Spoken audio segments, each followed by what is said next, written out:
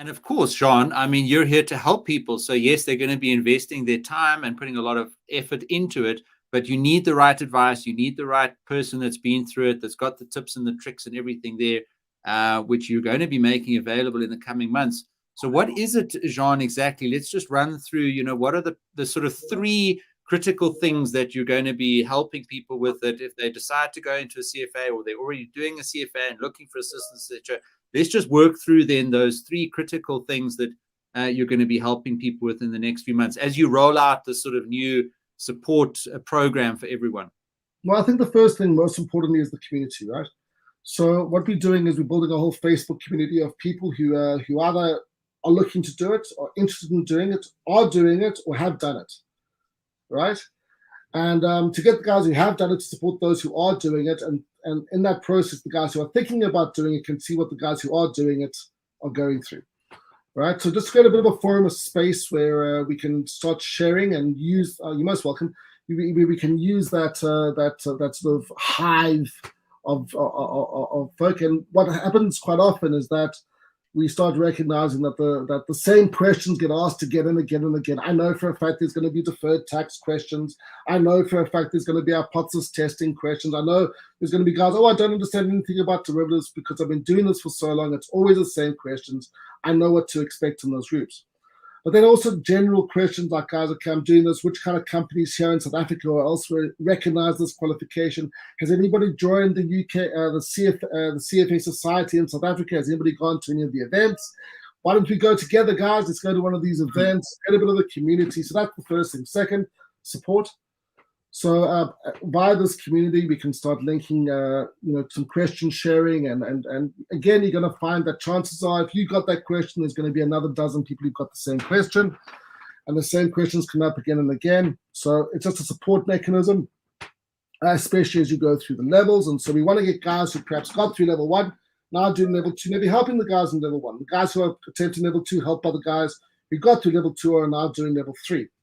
So support, so community and support are two. And then obviously, I want to start sharing my way of doing things. All right, no death by PowerPoint, no debits and credits, literally no additional material apart from these rather extravagant mind-mappy things that you and I build together, right?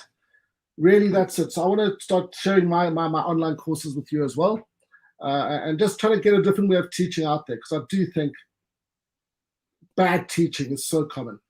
Right, yeah. I just think there's a way, way, way better way of doing it. I have been doing it for a large amount of time, and I just want to share my way of doing things with everyone. So it's going to be my online courses there as well. So I think, those are the three things, right? Community support and those online courses.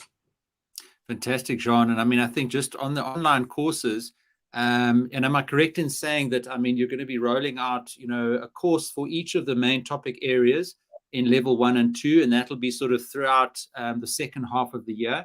And then eventually you'll be building up to sort of a level 1 masterclass and a level 2 masterclass, etc. Yeah. And then people can pick from those courses which ones they want to do to take advantage of your incredible teaching and experience on CFA. Well, that's exactly right.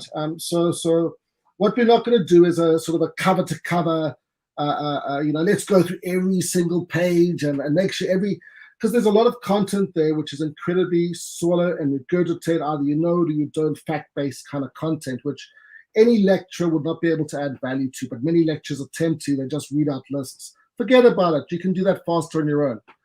What I have figured out over the years is there are particular things that students always find challenging.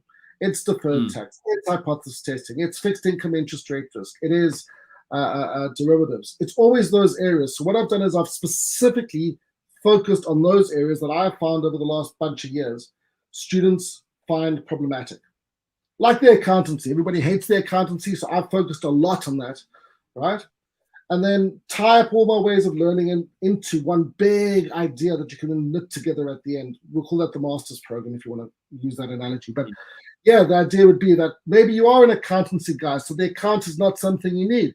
But you know what you're really struggling with? You're really struggling with the quantum hypothesis testing. Or maybe you're that engineering guy and you eat up the maths for breakfast, but you're really struggling with the accountancy. So you just want to deal with the accountancy stuff. Forget about the maths. I've got that. but I want to do the accountancy stuff. So you can just do the accountancy module, or the portfolio management, or the fixed income, or the derivatives, or whatever. Brilliant, brilliant.